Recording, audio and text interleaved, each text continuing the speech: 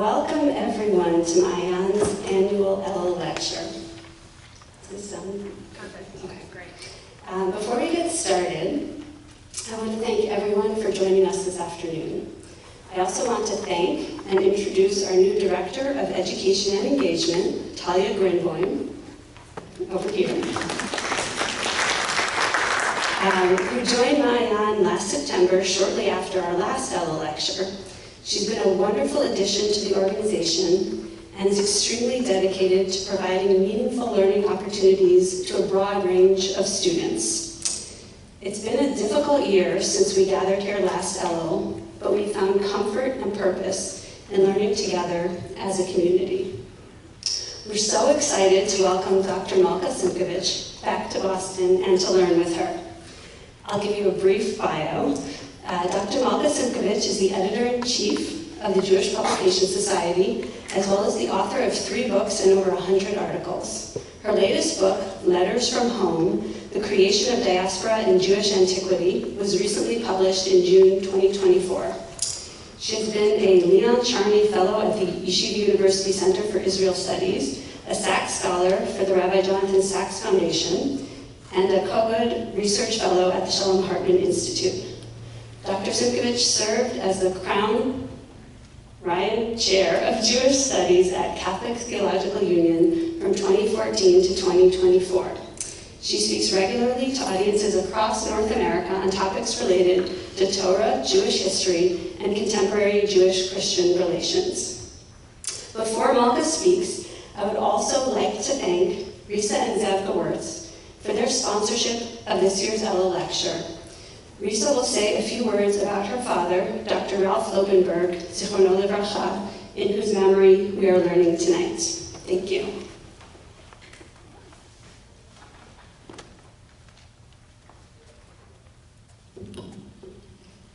It is a meaningful honor for me and my family to sponsor tonight's Elul lecture in memory of my father, Ralph Lobenberg, Raphael Ben Mordechai.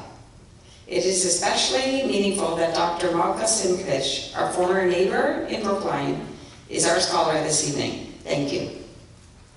My father loved Torah learning, and he loved our Torah learning community here in Boston.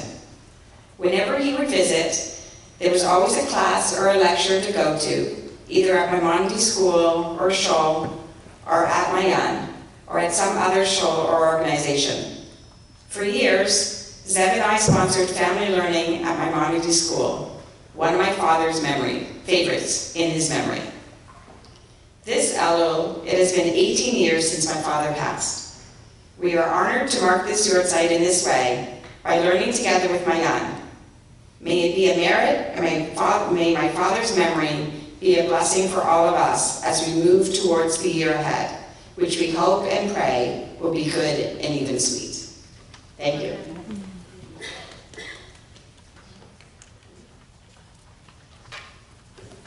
Thank you so much. Hello, everybody. Great to be here. I want to thank the Gewurz family for their sponsorship of tonight's lecture. And Maria, thank you for the introduction. Thanks to the organizers of this event. I know it was a big team effort, and I really appreciate all the details and the logistics that go into an event like this. And thanks as well for all of you for making the time to be here. It's especially good to be in Boston after many years away, because this is where I got started. I have to do something about this microphone, though. It's a little bit, we're working on it. Okay. All right. I can also just scream and turn this off, but I think it's being recorded, so I don't know how that works. Should I give it a minute? We're good. No? Good. All right. Okay. Everybody should have a source sheet or be sitting next to somebody who does. And maybe there's a pile in the back for people still walking in. I don't know. One of the biggest crises, thank you. One of the biggest crises in all of Jewish history took place in 537 BCE. And this is not a year that has gone down in Jewish history. We know maybe of 586 BCE, That's the fall of the first temple. The temple in Jerusalem is the beginning of the Babylonian exile. We might know 175 BCE, the beginning of this terrible period, the period of Antiochus IV Epiphanes that culminates in 100 years of independence that hasn't been monarchy, that begins in 164 BCE. We definitely know 7 BCE, the fall of the Second Temple, Bar Kokhba's rebellion, 132 to 135.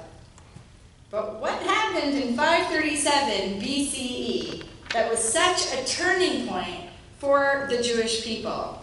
Anybody know? 537?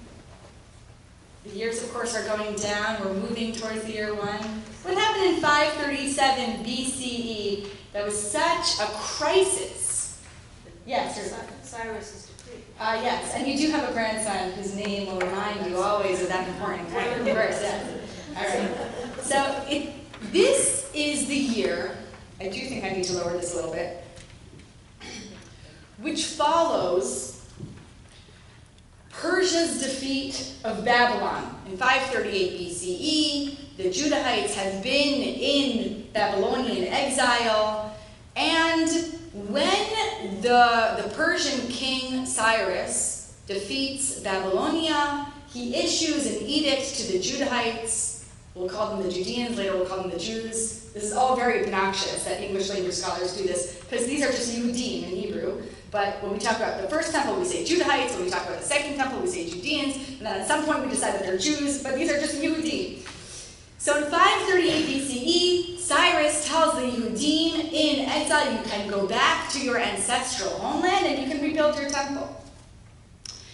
Now, the Yudim in exile cannot believe it. This is very, very exciting. The promises of their prophets, including the great Yirmiyahu, have come true. They're going to go back and rebuild their ancestral temple and restore it to their former glory. All the leaders in exile, Nehemiah and Ezra, of course, it's famously difficult to date when these people exactly lived, were they contemporaries, but they begin to pack their bags, they close up shop, they empty their drawers, they pack their camels, and then they're ready to go, make the journey westward, back to Yehud. This is what the Persians call the land of Israel, the Persian province of Yehud. And Nehemiah and Ezra look around, and they realize nobody's coming. Right? No one's interested. Nobody wants to come back with them. Everybody's fine. You know, their parents and grandparents might remember the catastrophic trauma of the fall of the temple, but now, a couple generations later, it's fine. The Judeans, the Jews, the Judahites, start to move in the beginning of this Persian era. They don't stay, all of them, they don't stay along the rivers of the Euphrates and the Tigris. There is a lot of migration that happens once Cyrus takes the helm of Persian leadership. But the majority of the Yehudim who start to move around at this period make an active choice to not go back to the land of Israel. According to the book of Ezra, anyone want to guess or you know how many Yehudim go back to the land of Israel at this time? And you have to estimate, I don't know, 500,000 to 600,000 Yehudim are in Persia, maybe more, maybe upwards of 1 million. The numbers are very, very hard to estimate. But how many Yehudim go back to the land of Israel? 20%. 100? Much less than 20%. 100. All right, well that's, more than 100, less than 20%. Yes, Nathan? 5,000? I can't remember. Well, that's low. Ezra says 43,000. But this is very, very low, right? This is less than 10% of the Yehudim who return. So now we have a very confusing situation because we do not have a complete restoration. Right? At the end of the first temple period, the prophets, like Yirmiyahu, say to the people, you've sinned, there's no turning back, you will be exiled, it's going to be very bad. But in a few generations following the fall of the first temple, you will go back, and two things are going to happen. One is you'll rebuild the Beit HaMikdash, the temple to its former glory. And the second thing is that all the people will stream back. Right? We have these amazing images at the end of Yeshayahu, at the end of other prophetic books, Zechariah. We have these amazing images of the people streaming back to the land. The first thing happens, the second thing never happens. Right? They rebuild the Beit HaMikdash. There is never, even now, there is never a complete restoration in which all the Yehudim come back to the land. This produces a massive theological crisis. And I think it's something that we don't talk about when we think about this period. We don't think about this crisis. I think this is the theological question in the Second Temple era. What is the crisis? That people now have to make a decision. Is the exile over? Right? That's the question. You open up your prophetic books, you open up the Torah and the Nevi'im, and we can talk another time about whether there's actual Ketuvim, but they have their prophetic books, and they're opening them up, and they're looking, and they're reading the promises of the prophets of old, and they look around, and they don't know how to interpret the reality around them. Is the Golah, they don't say Galut, that's a rabbinic term, the Golah, is the Golah over? And now we see a rift. And the rift can be more or less delineated geographically. Jews, Yehudim, who decide not to go back to the land of Israel, say, listen up, Golah is over, and God is really happy with us. Things are great. What's the proof? Our economic, our social, our political success, our integration. All of this must be a sign that God is pleased with us. The Golah is over. It's done. Jews in the land of Israel say, not so fast. Were the prophetic promises that are in our scriptures fulfilled? Was there a streaming from all corners of the earth back to Jerusalem? No. The Golah is not over, and it's your fault. And is this resonant to contemporary times? I don't know. I work in the ancient world. I have nothing to say about contemporary times. So here's the rift. So Jews in the land of Israel are saying, we are in a state of divine disfavor.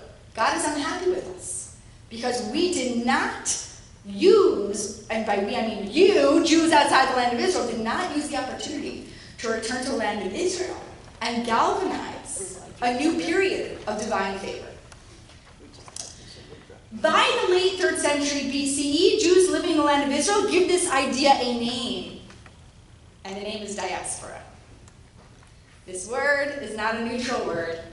It is a very, very negative word. We first find the word diaspora, which means dispersion. So you might think that's neutral. We'll find out that's not.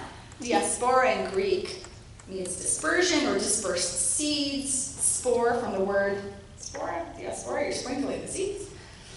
We first find it in the Greek translation of the Torah that is produced at the end of the 3rd century BCE.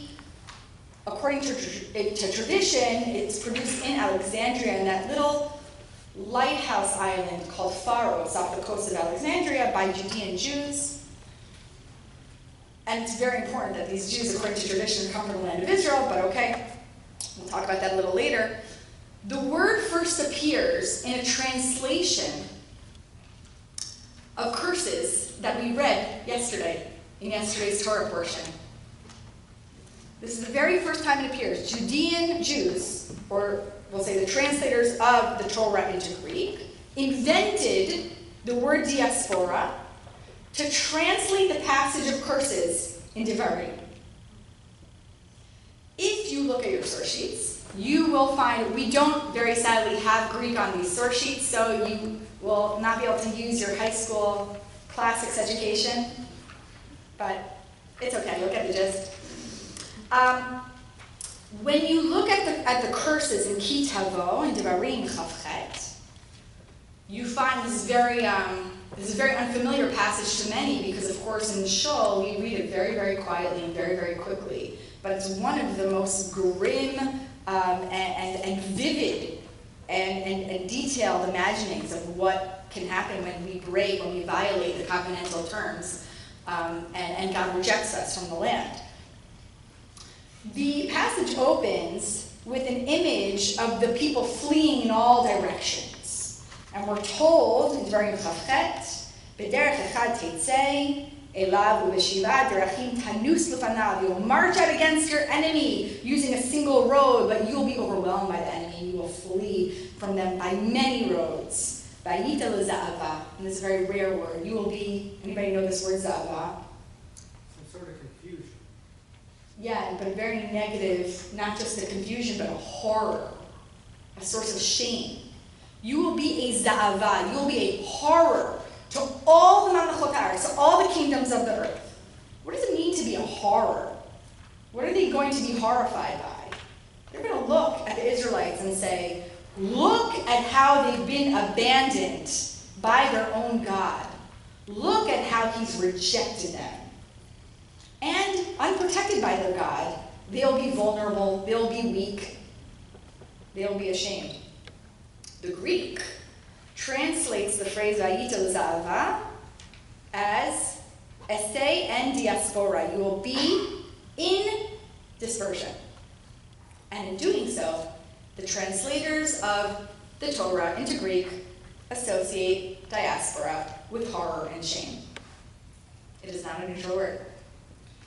Now, it should be noted that in this same passage later on, we find the word diaspora again in the Septuagint, and we find it in the context of comfort. At the end of the passage that predicts all these terrible curses befalling the Israelites, we have an assurance, of course, of comfort, that God will not break the covenantal terms, or God will not abandon the people permanently. The people will be restored to their land. They will reconcile with God. And we have another reference to diaspora in Dvarim Perek Lamed. We're told, Im yiyeh nidachacha b'ksei hashamayim. Yes, it's true. You know, when you get to the edges of the earth, and when you are dispersed all over the land, God will find you. And God will bring you back, right? Misham yikabetzcha Hashem lokecha, misham yikachecha. God will find you and lovingly and gently embrace you and bring you, I think it's a doorbell, and bring you back to the land. And here, interestingly, we have the second time the Septuagint uses diaspora, and it uses diaspora to translate nidachacha. If your dispersed ones. If your nidachacha, if your dispersed ones are, on all edges of the earth, God will bring you back. So there are a few striking things that I want to point out. First of all, diaspora is not used to translate any one word in Tanakh. Here, in this passage, it translates za'ava, horror, in a negative context, and then it translates nidachacha, your spread out ones, as dispersion. So, even though you might think diaspora is invented to translate Golah, it actually almost never does. It's an interpretive word. Now, if you think about it, diaspora is actually very, very different from Golah. Anybody want to hazard a guess as to what's so different about diaspora compared to Golah? Yes, please. Golah is more like exile, like everyone was sent out. So when we see the word Golah in Tanakh, we're talking specifically about the experience of Babylonian exile in the 6th century BCE. So first of all, that has an end, right? It begins in 586. You could say 597 BC is when the process of exile starts, and it ends in 538 or maybe 537 BC. So one, it has an end. But there's another difference between Golah and diaspora. Yes? As you said before, the diaspora, the spore, they're like seeds, and sometimes Right. seeds take hold and root and Right. remain and grow. Right, exactly. It's ongoing, and then it finds root somewhere else, and it also serves to split the people in half. The Golah affects every single one of the Judeans, right? The northern Israelite kingdom, they're gone. They're exiled in 722 BCE. We never hear from them again. But the Golah is an experience that, at least according to Tanakh, all the Yehudim go through together. It's a trauma that's collective. Diaspora splits the people into two sides. Either you're in the land of Israel and God is okay with you, or you've made the active choice to not go back to the land and now you're out of favor with God. And I'm thinking about this from the perspective of 3rd century BC translator who's using this word for an audience of Greek-speaking Jews, particularly in Egypt, where hundreds of thousands of Jews have settled. All right. Now, really, if we're going to spend the remainder of this talk thinking about how Jews within and without the land of Israel conceive of diaspora, you can't do it by just making a list of everywhere diaspora appears in the Septuagint. You can't do that primarily because it's a very, very rare word. It only appears 15 times in the whole Septuagint. And like I said, it's not used systematically. So it's not only used to translate Golah, it's almost never used to translate Golah. And we miss a lot. If we're only looking for the word diaspora, you miss a lot of theology. So what I want to do for the remainder of our time is to look at texts that play with the concept of diaspora, but might not use the word. And we're going to see this rift that I referred to play out. We're going to look at some texts that are produced in the land of Israel that condemn Jews outside the land of Israel for not going back, and that imply that God is upset at them for making that choice. And we're going to look at texts produced in the so-called diaspora that don't use the notion. And in fact, I have not found a single text produced in the Second Temple era outside the land of Israel that uses the word diaspora. Not one. They did not use the word. It's an interesting question to think about whether they knew of the word and they avoided it. And I would say yes, but of course it's hard to make that argument with confidence. But you will not find a diaspora Jewish text that uses the word diaspora. I think they knew that it was negative.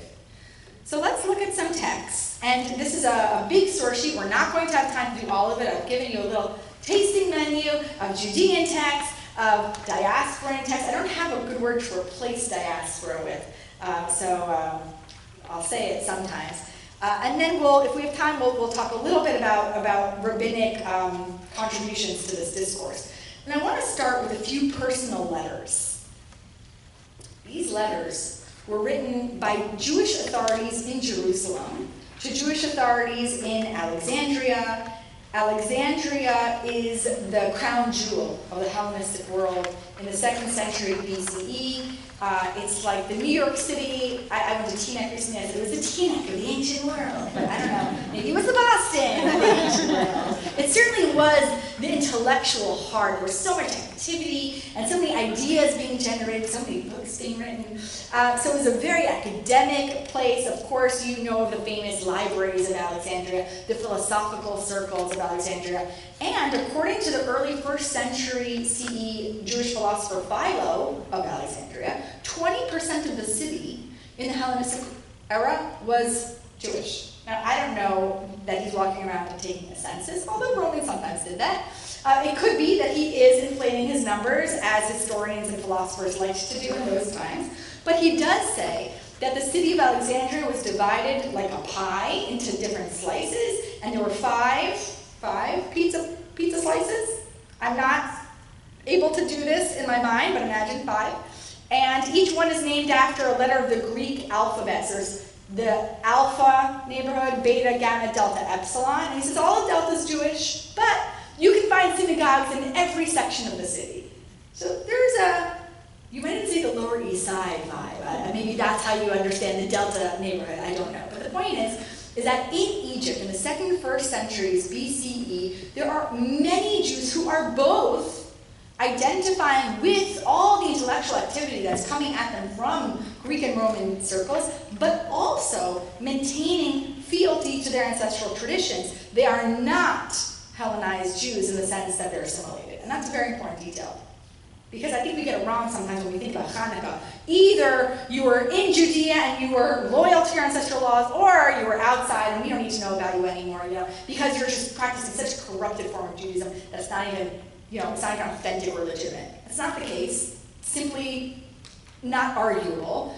These were Jews who, the majority of whom were practicing the main identifying markers of Jewish practice in the ancient world: Shabbat, Kashrut, dietary law. They were deeply devoted to Jerusalem, to the kin in Judea. We know this because we have a lot of evidence that they were sending a lot of money to support the temple, and they often made pilgrimages. So there was a very, very deep connection. Now, Jews in Jerusalem, for their part, were very sensitive to what was going on in Egypt, and especially in Alexandria, because this was a little bit of a thorn in their side. How can it be that there are maybe hundreds of thousands of Jews in Egypt right now who are doing really, really well, right? They're participating in all facets of Hellenistic life, but they're also reading their ancestral traditions, and they're keeping Shabbat and Kashrut and dietary law, and they're writing philosophies. How can this be when, what does Devarim say?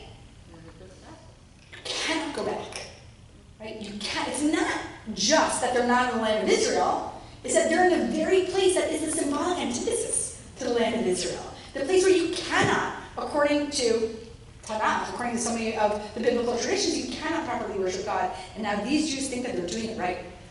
We have letters that were written in the late 2nd century BCE by authorities in Jerusalem to Jewish leaders in Alexandria saying, listen, it's really nice that you guys think that everything's fine and you don't need us. But we have some things to tell you. And the most important thing is that we've started a new holiday. It's a pretty big deal, and we want you to pay close attention and observe it to the utmost assiduous detail, and that holiday doesn't have a name, but later, centuries later, it will be called Hanukkah. The letters that I'm going to show you are preserved in the Apocrypha. They were appended, they were added by an editor in the 1st century BCE to the books of 2 Maccabees.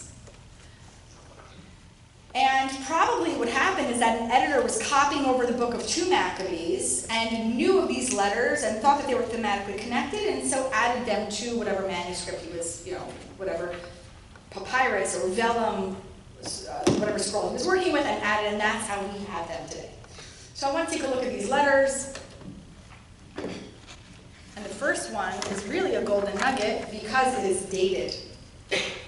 And to have an ancient text that's dated is really, really fortuitous. So I'm just going to read it because I have to be a little attentive to time here. The Jews in Jerusalem and those in the land of Judea to their Jewish kindred in Egypt, greetings and true peace. Now we have this letter in Greek, but all scholars, really there's very, very strong consensus. This was not written in Greek, it was written in Aramaic or Hebrew. Why? Because the Greek is awkward. But if you reverse translate the Greek that we do have back into Aramaic or Hebrew, you get a much nicer reading. So, for example, if you were to try to do this yourselves right now and reverse translate it into Hebrew, it would make sense. Greetings and true peace, a shalom tov, right? They're giving a bracha to their kin in Alexandria. You don't have as smooth of an equivalent in Greek. So this was probably written in Aramaic or Hebrew, and they begin with this very, very long bracha, this long blessing, that you'll see is 50% of the letter, which is disproportionately long. Why is there such a long, long blessing? May God do good to you. May he remember his covenant with Abraham and Isaac and Yaakov, his faithful servants. May he give you all a heart to worship him and to do his will with a strong heart and a willing spirit. May he open your heart to his law and his commandments, and may God bring peace. Now, this is not a great translation because the Greek for law is nomos, and that word was the word that Jews used for Torah. So probably the Hebrew here would be Torah. Now the English translates nomos as law because in the New Testament, when Jesus and his friends are talking about nomos, in English translations it gets problematically rendered as law. Anyway, a better translation is, may God open your heart to his Torah and his commandments and his mitzvot, right? Torah and mitzvot, that makes sense. It's better than law, right? Torah is much more than law. I still feel sometimes like I'm speaking to Catholic Theological Union students. Preaching to the choir, as my Catholic students say. May God open your heart to his Torah and his mitzvot. May God bring peace. May God hear your prayers and be reconciled to you. And may God not forsake you in a time of evil. We are now praying for you here. As my 17-year-old daughter would say, what's the vibe? Right? May God open your heart His Torah and mitzvot, what does that imply? It's closed. Exactly, right? You can imagine a Jewish reader in Alexandria being like, I had no idea that my heart was so closed. I guess, I don't know. Right? And we're all praying for you. What does that imply? You poor sinners. Exactly. You poor sinners. You're in trouble, and it's so sad that you just don't know it, right?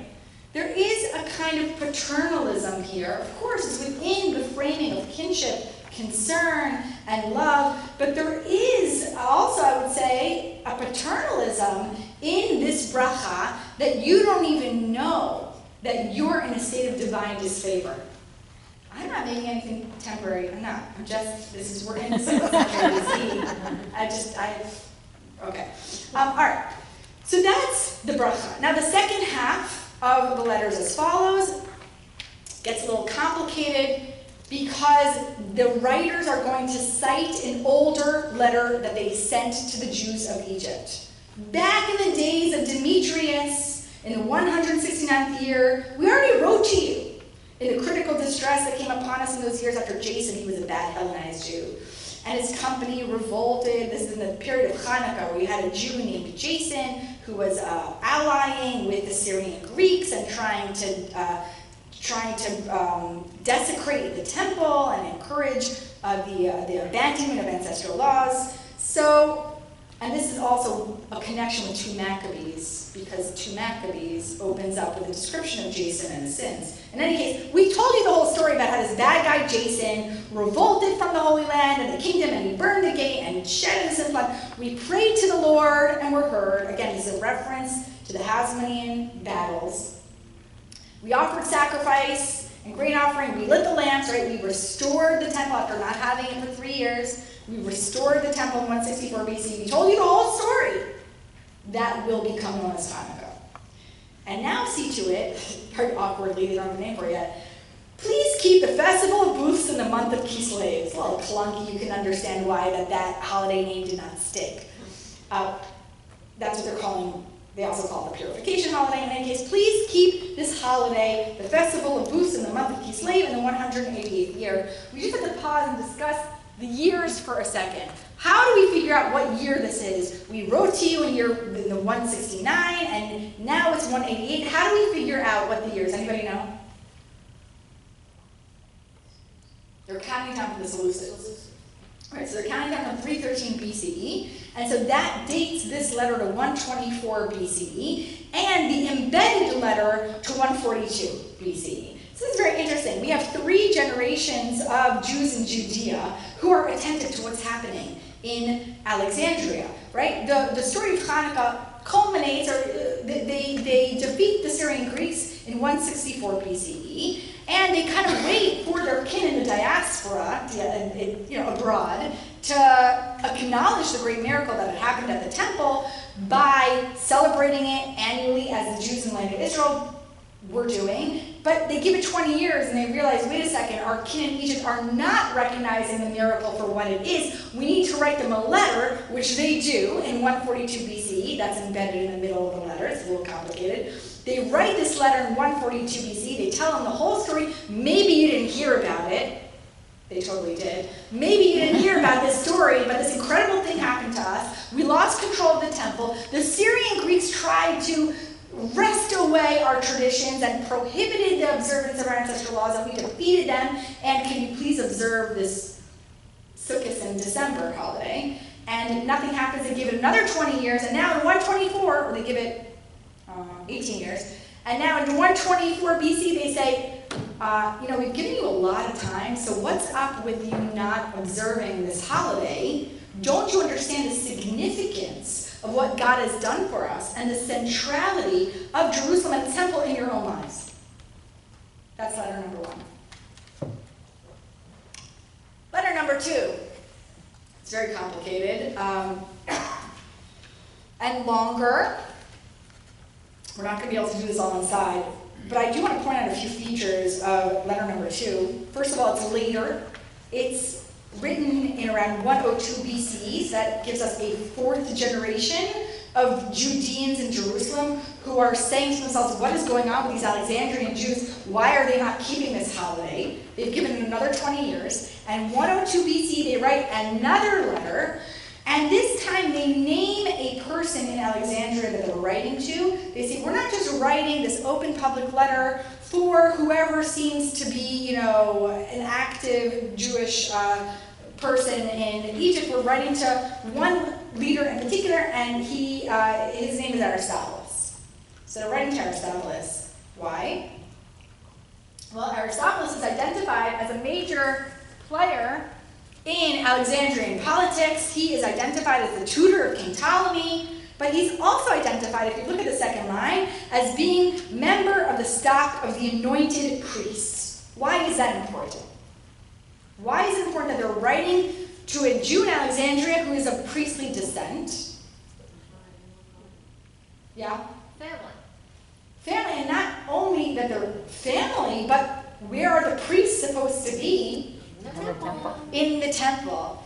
Hi, Aristobulus, it's us, Judean jury. We're wondering if maybe you could observe the holiday that celebrates the important role that your own grandfathers played in our history. Right? There's a kind of a personal connection there. So we start again with a bracha, with a blessing, the people in Jerusalem and Judea and the Council of Elders, in Greek that would be Gerousia, which is the same word that we find in reference to the Sanhedrin in later texts. And Judas, that would not be Judah Maccabee because he would not be alive by 102 BCE. We don't know who this person is. They're writing to Aristobulus, the tutor of the king, member of the stock of the anointed priest, and we're writing to all the Jews in Egypt. So it is an open letter, it is a public letter, but they're pinpointing Aristobulus. Greetings and wishes for good health. Having been saved by God from great perils, we thank him greatly as befits men who war against a king, for God himself cast away those who made war on the holy city. And then what we have is a long story, not just about the history of Hanukkah, but a series of miracles that God does for the Yehudim at the Temple Mount. Because by 102 BCE, leaders in Jerusalem realized that they're not going to make headway convincing Jews in Alexandria to observe Hanukkah just by telling them what happened in 167 to 164 BC. That's not working. Right? They gave that 60 years, where they keep saying over and over, this really big deal, we defeated the Syrian Greeks, and now we made a holiday, and you should keep it too. So they're going to try a different tactic. They're going to say, what happened to us in 167 to 164 BC is the culmination of many, many miracles that God did for us at the Temple Mount for centuries, since the biblical era. And this letter is probably the earliest reference that we have to a miracle of fire. Not probably, it is. Okay. So when our forefathers, paragraph 2, were being carried off to Persia, the pious priests of that time, so now we already have this emphasis on priests, Aristobulus, this is a story about your ancestors. When we were being taken into exile in 586 BCE, when we were being kicked out of the land of Israel, the priests took fire from the smoldering temple. The temple had fallen, right? It was in ashes, there was smoke, there was, little pockets of fire all over the ground in the Temple Mount. They took a little bit of it and they hid it. And they shut it up securely so the place remained unknown to all. That's what the priests did on their way into exile. You see that in the letter? Years go by. Cyrus defeats Babylon. Cyrus tells the Yehudim to go back to the land of Israel. Nehemiah says, I'm going to take all these Yehudim back to the land of Israel. And I remember learning about some fire that priests long ago hid. We're going to find that fire and we're going to use it to rebuild the second temple. Good plan, right? So Nehemiah and all these Yehudim, they arrive back at the Temple Mount, and Nehemiah says to the priests, go find that little bit of fire that was hidden years ago by priests on their way into exile. Go find that, because we're going to use that to offer a sacrifice and start the project of rebuilding the temple. And so that's what happens. Nehemiah orders the priests. Oh, well, actually, before I get to that line, they don't find fire, they find a viscous liquid. Imagine some gooey, sticky tar. It's not fire anymore, of course. Years have gone by, so that's not surprising. Nehemiah says, you know what, no big deal. Take this viscous liquid. I'm going like this because I'm imagining the slime that my kids play with. It sort of like goops up and down. And Nehemiah says, take this and put it on a bama. Put it on an altar and we'll see what happens. And after a while, it sits in the sun, which is covered by clouds. But over time, the clouds part, the sun begins to shine, and a great fire blazes up miraculously. This is the first miracle of fire associated with the Hanukkah holiday, so I think that's cool. Anyway, all right, so Nehemiah thought it was cool too, because after the fire is miraculously consumed, the priests and everybody there utter what is supposed to be a psalm of thanksgiving. They're very excited, right? Oh my gosh, what does this miracle mean? It means that God is happy with our return to the land of Israel, that our project to restore the Beit HaMikdash is divinely approved. This is great. We're going to sing a mizmor. We're going to sing a psalm of praise. Now, so far it makes sense until you look at the psalm of praise. The psalm of praise is very strange because it's not a psalm of praise or thanksgiving at all. It starts out okay. Lord, Lord God, creator of all. Okay, lots of superlatives. Preserver of Israel from every exile. The one who chose and sanctified the patriarchs. Accept our sacrifice for the sake of all your people, Israel. Guard your portion, make it holy. Gather together our diaspora. Free those who are enslaved among the nations. Whoa, what a downer. Aren't you supposed to just be thanking God? Right? Why are you inserting this? Like, God, thank you so much for this miracle, but can you do all the other things that we need you to do right now and bring back all of our kin who have chosen not to go back to the land of Israel? Like, so quickly dissatisfied, these Yehudim and their priests. But this is the pinnacle of the Mizmor, is asking God to do more. Bring back the dispersion. And then miraculously a flame blazes up and it's consumed, so God seems to approve of this request. The news of the phenomenon spreads. All right. First of all, you have to imagine yourself as Aristobulus reading this at the end of the 2nd century BCE. You're reading this letter, right? What do you read when you read this prayer? What are you hearing as Aristobulus in Alexandria, right? You're not in the 6th or 5th century BCE in Judea. You're not with Nehemiah, you're Aristobulus. And what are you thinking? Wow, these people really don't like me. Right? They really think that me and my priestly family, or at least the family around me, are in the wrong place. They're praying and they're remembering the prayers that ask God to restore us back to the land of Israel. We don't think that we should be where we are. All right. Now the letter continues. I have to go a little faster, but the letter goes on to say that it was none other than Jeremiah and Yirmiyahu who was the one who hid the fire in 586 BC. And don't forget, Yirmiyahu is another priest. So he hid the fire and he told the people when they went into exile that they should never let their minds go astray. They should keep the Torah. We don't know what this is referring to, but it could be referring to Prakim Mem and Aleph Mem Bet in Yirmiyahu itself. You could open that up another time. I had pity on you. I didn't want to make your source sheet more than 10 pages long. So tonight when you go home, you'll look up Yirmiyahu, Mem, and Aleph Mem Bet, and you'll see letters that Yirmiyahu wrote to Jews who fled to Egypt right before the official exile. And in those letters, Yirmiyahu was saying, listen, I know you're fleeing to Egypt. You should be letting yourselves go into Babylonia. But since you're in the wrong place, let me just tell you, you got to keep the Torah. So now we're being told in this letter, Yirmiyahu was the one who hid that fire, so it gets a little confusing. And in fact, the letter writers say, God did similar miracles for Shlomo and for Moshe at the Temple Mount. You can look at this on your own. The point of this letter is that God does fire-related miracles at the Temple Mount to those who are pious, and the letter closes with a plea to God, with a prayer. We hope in God that God will speedily have mercy on us and gather us together from the lands under the heavens to his holy place, for he has indeed delivered us from great evils and have purified his place. And so we have two letters written by Jews in Jerusalem, two Jews in Egypt, saying God protects all Jews, but some Jews more than others. mostly the Jews who protect the sanctity and the integrity of the Temple Mount and the Beit HaMikdash. Now, if I had more time, I would show you a very fascinating source from the Greek version of Ben Sira, which similarly expresses concern about the Jews of Egypt.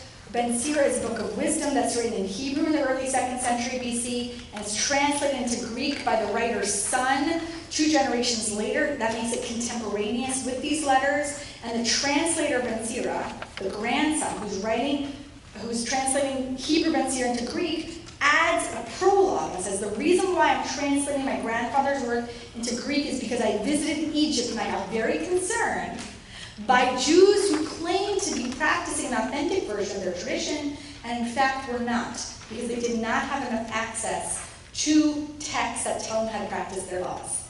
So again, paternalism, concern, worry, all coming from a good place, but certainly anxiety about the spiritual welfare of kin in Egypt. Now, amazingly, don't worry, I'm not going to spend another 45 minutes on the next section, but amazingly, we have a lot of literature that was produced by Jews in Egypt, and none of them mirror this kind of anxiety.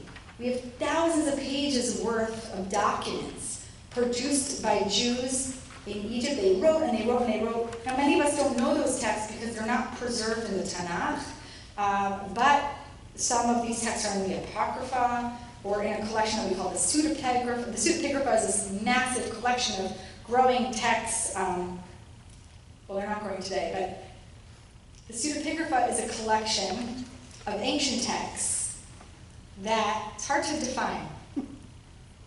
Beginning in the late 18th century, Protestant German scholars and theologians began to collect ancient texts that they thought had religious value for Christians. And as more and more of these texts have been discovered, the collection known as Pseudepigrapha has grown. So we have many texts that are preserved today in this collection called the Pseudepigrapha. The point is we have many, many, many texts written by Jews in the ancient world. And none of these texts use the word diaspora. And none of these texts express any anxiety about not living in the land of Israel. And they express a very aspirational optimism that their neighbors, their Greek and Roman neighbors, will embrace them as legitimate, and that their kin in Judea will do the same. In other words, what you might call dual loyalty. One such example comes from the earliest account of how the Hebrew Torah was translated into Greek. It's a novella that comes from the late 2nd century BCE. It's called the Letter of Aristeas. And this is what I would call a wish fulfillment fantasy. It's a text that imagines how Judean leaders embraced the project of translation with cooperation, with mutual respect. Again, I wouldn't read this novella as being historically accurate, but it reflects an Alexandrian Jewish desire to imagine Judean Jews embracing the project of translation because they believe in the legitimacy of diaspora Judaism and the value of these communities, and they believe in the future of diaspora Judaism. Because why would you translate a Hebrew Torah into Greek if you didn't think that these Greek-speaking Jews had a future in Greek-speaking lands? And so this is an aspirational text, it's an aspirational novella. We find similar aspirations in the writings of philosophers such as Philo of Alexandria, who says that the land of Israel cannot possibly contain all Jews. No one country can contain all the Jewish nation because there's so many. But nevertheless, those Jews who do not live in the land of Israel look upon the holy city, Jerusalem, as their metropolis. What does that mean in Greek? Metropolis. The motherland, right? They look upon Jerusalem as their motherland, and then he said, but they look upon Rome as their patris, as their fatherland, right? And so Jews in Alexandria are trying to walk that tightrope of loyalty, not in a bad way. They deeply believe that they have this cosmic connection to the land of Israel, but they do not move to the land of Israel. We have no evidence of an en masse migration to the land of Israel from Alexandria or anywhere else at this time. We have a lot of evidence from Josephus. If you look at that source of Antiquities of the Jews, we have a lot of evidence that Jews in places like Alexandria are sending sending mass amounts of funds to support the temple, but we do not have evidence that they're moving to the land of Israel. In fact, so much money was being sent to Jerusalem that in 59 BCE, Cicero, that famous Roman orator, delivers a speech to the Senate advocating for the prohibition of Jewish exports of gold to Jerusalem, because so much of that money was, in his opinion, being diverted away from Rome. So that's another really interesting source. All right, well,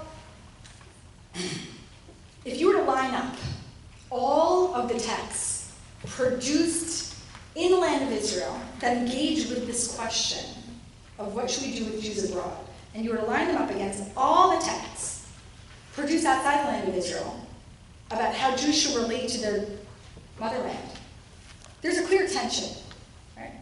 Again, Jews in the land of Israel tend to think that the exile is not over. They don't necessarily adhere to this idea that God is pleased with the people as a collective, as a polity. There's a lot of anxiety about uniformity of practice. And Jews outside the land of Israel tend to be much more aspirational, much more positive about their relationship with Jews in Judea. And I don't know that that positive attitude mirrors reality on the ground, or is actually what I would say again is wish fulfillment. So the question is, and we'll end with this, the question is the tension between Judean and diasporan perceptions of life outside the land of Israel is ever resolved? The answer I would say is no. I don't think that it's ever resolved. I think that this is a tension that you find throughout 2 millennia and more. You have Jews who are saying God is perfectly fine with you wherever you live as long as you observe your ancestral practices. And then you have this thing called the Torah, right? This portable set of laws. You could take it anywhere, and you could erect a synagogue anywhere, and so God does not need you to be in the land of Israel. And then, of course, you have another extreme, and that is that not only is God unhappy with those Jews who are not in the land of Israel, but those Jews are delaying their own salvation because they are neglecting to heed the call of the prophets of old. Now, what happens in the rabbinic era is that there is an effort to mitigate this tension, but it is not ever fully resolved. So I want to close by reviewing just some generalities, some trends that we find in rabbinic texts that might tell us a little bit about how the rabbis work to mitigate this tension. Now the rabbis, of course, they don't use the word diaspora, that's a Greek word, and they don't use the biblical Golah. They talk about galut. We shouldn't confuse Golah and galut. Galut is the word that you find in rabbinic texts. Golah is the word that is very specific to the Babylonian exile of the 6th century BCE. And whatever the word is, it's not exactly what Jews meant by diaspora. Galut is its own thing that's closer to the biblical concept of Golah than it is to diaspora. And it's closer to the biblical concept of Golah in a number of ways. First of all, and there are so many rabbinic traditions about Galut, there's no way that you could harmonize it into a single monolithic theology. I'm talking about trends, I'm talking about things that you find that are new, but it doesn't mean that we're going to say everything about every rabbi from the 2nd to the 6th century CE. That's not possible. But we do find some new things. In rabbinic texts, we find that Galut is not just a place, right? Diaspora is a place. That's clear. You're in the land of Israel or you're in diaspora. Galut is a state of being. Galut is an internalized spiritual status. We're in the place of exile, but it's more than that. It's cosmological. It's spiritual, right? But because it's not just a place, there's a temporal aspect to it, right? We're in a state of Galut that will ultimately come to an end with redemption. And that makes it inclusive, right? Because that means every Jew is in a state of exile, and all of us collectively are awaiting redemption together. That brings Jews together.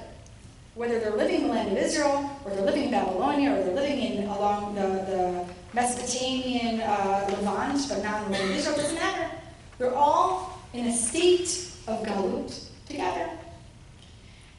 Another new phenomenon that we find in rabbinic texts is that God is there. God goes exile with the people. So this very famous Mechilta de Rabbi Shmuel. You actually have many references to this story, not just in the Mechilta, but this idea.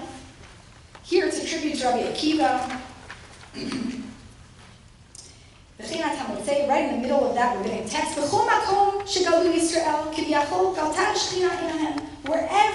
the people of Israel were exiled, it was as if God went into exile with them. And that means that in the future, we have this temporal aspect of the tradition. When the people will be restored back to the land, it's as if God will come back with them. So clearly, it would be wrong to read this rabbinic midrash as a literal space. It's more than a literal space. It doesn't mean that people are walking to exile and God's like, hey guys, I'm right here with you. But God is suffering, right? God is suffering with the people. It's not just spatial, it's temporal, it's eternal, it's collective. So you have this temporal aspect to it. Now I want to end with a midrash that I think is really powerful and that speaks to these adjustments that the rabbis make. And it's a tradition that comes from Eicha Rabbah. The midrash is commenting on a phrase in Eicha, Zot Ashiv Alibi Al Ken Ochil. By the way, this is not, at the beginning of the source, it's like maybe 8 lines down. This I will reply to my heart, therefore I have hope. This is at the end of Parak Gimel, the 3rd chapter of Lamentations. Very, very strange. The rabbis famously never let a zet or a zot go. This is a physical word to them, right? If you find a zet or a zot in the Torah, it must be pointing to something physical. So the rabbis are saying, what is the zot in this pasuk? Zot Ashiv, this I will reply to my heart, therefore I will have hope. What's the zot? And the rabbis tell us of a beautiful mashal, a beautiful parable. I'm just going to read the English, you can follow along if you want Hebrew. To what does this matter? What is the analogy? The analogy is to a king who marries a matron, a noble woman, matrona, and he writes for her a marriage contract. And he says, here's the contract, I'll prepare for you this and this number of wedding canopies, and I'll give you this and this number of royal gowns, and then he leaves. The king goes and he's delayed there. Now, by the way, you can already figure out what the nimshal is. But it's very interesting that the king leaves her. Right? The king is kind of the one who's bearing the onus of this separation, of this estrangement. Very interesting. Her neighbors come, they laugh at her. Remember, they laugh. The king left you, he's gone, he's never coming back, and she's hysterical, she's crying, she's sobbing. But when she would go back into her house, she would open up her drawer and she'd pull out the contract and she would read it and she would find comfort because she would read the lines, right, I'm giving to you this number of wedding canopies and this number of gowns, and she would remember the commitment of her husband and his promise to return. And finally the king does, and he says, wow, my daughter, but that's a word of affection, so don't worry too much about that. I'm astonished. How did you wait for me all those years? And she says, were it not for the contract, my neighbors would have caused my demise. And of course, here the contract is the Torah. And then we're told in Nimshal, in case we can't figure it out ourselves, idolaters, they provoke Israel, they say, God has concealed his face from you, God will never return to you, God rejects you, God doesn't want you, the covenant is over, right? You could easily think of Christians in the 2nd, 3rd century saying, the covenant is broken, it's so adorable that you just think that you have some kind of divine protection. Look at yourselves. You're bereft. You have no land. You have no agency, no hegemony. You're still walking around saying, God loves us? Ha ha, right? And the people are devastated when they hear this taunting, right? But now go back into the Midrash. Tomorrow, when the end of the redemption comes, God will say to Israel, my children, I'm astonished. How did you wait for me all these years? And they will say, Master of the universe, were it not for your Torah that you gave us, the nations would have caused our demise. Now, of course, again, in this mashal, Zot is Torah, but think about what the rabbinic writers are doing. Whereas the Judean Jews in the Second Temple era are turning the Torah into a document that spells divine condemnation for their kin in Egypt and elsewhere, the rabbis say no. The Torah is a document of comfort. Don't weaponize the Torah to condemn other Jews. Don't take Devarim and say to your kin, you see, look at how angry God is at you. Look at the curses in Devarim. He The Torah is a document that promises love and fealty and commitment to every Jew wherever they live. The rabbis are concerned with unity. Yes, we're all in a state of exile, and we will all one day emerge from that state into redemption together. But the rabbis are not interested in sectarianism. They're not interested in splitting the Jewish people in half. Whatever the people go through, they're going to go through together. And by envisioning Galut as a state of being, the rabbis, they bring the Jewish people back together. Now all Jews are in the same relationship with God. I think that by prioritizing collective unity over location, the rabbis work to ensure the survival of the Jewish people. Of course, today, this unity is more important, more critical to our survival than ever. And I want to end with a bracha to all of us.